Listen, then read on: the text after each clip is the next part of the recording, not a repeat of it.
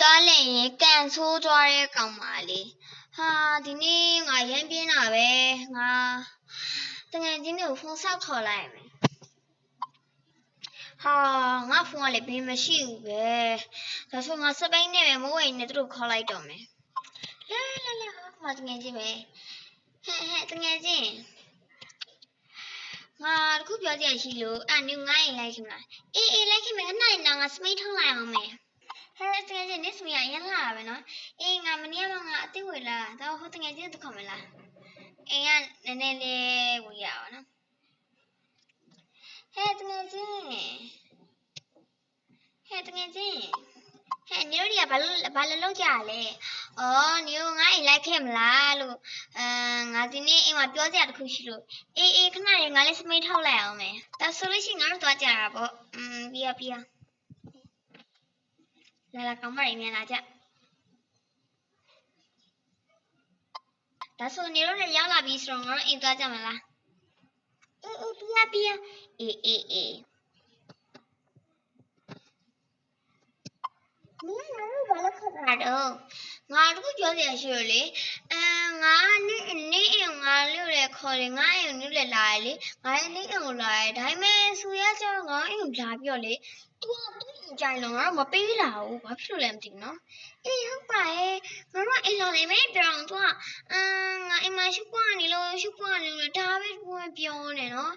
အေးဟုတ်တယ်ဒါဆိုညချိုင်ငါတို့အိမ်သွားကြမလားဟုတ်ခုတိတ်လေးသွားမယ်လေရှင်သူငါတို့စရိုက်တက်ကြရပါအေးငါတို့သွားကြမယ်လေအဲ့ဆိုရင်ညမိုးချုပ်တော့ခဲ့ပါတယ်ဆူရသူကကြတော့သူ့ရဲ့တငယ်ချင်းတွေကိုခေါ်ပြီးတော့ဆွေးအိမ်ကိုသွားခဲ့ကြပါတယ်ဟဲ့ငါတို့အစင်းနေမလားငါသွားကြမလားဒီလိုသွားကြမယ်လာကြလေဟဲ့ဒီလို ready ပဲလားအေး ready ပဲငါလည်း ready ပဲဒါဆိုရင်ငါတို့သွားကြတာပေါ့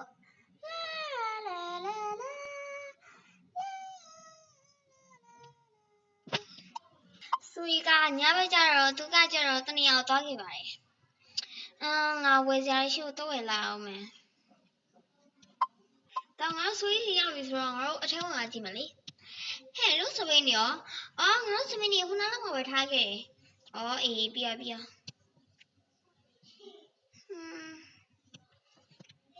သူကလိုက်ကအကာလာရနော်ဟဲ့သူပြောပါတယ်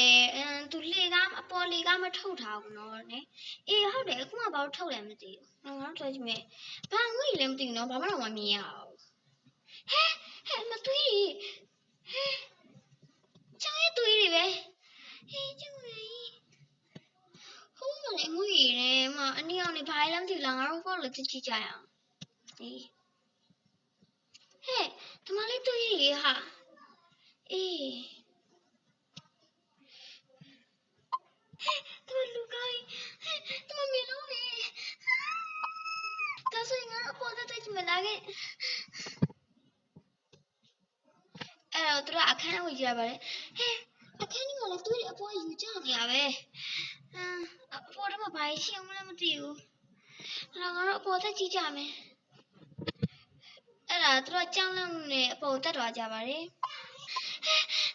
ဒီမလေးတွေ့ကကြည့်ပဲပြန်နှဆိုးနေရပဲရဲမတခုရှိနေကြပဲနော်မကောင်မလေးတယောက်ပဲသူကကောင်မလေးတို့ရှိစမ်းတက်လာတာပဲကြောက်စရာကြီး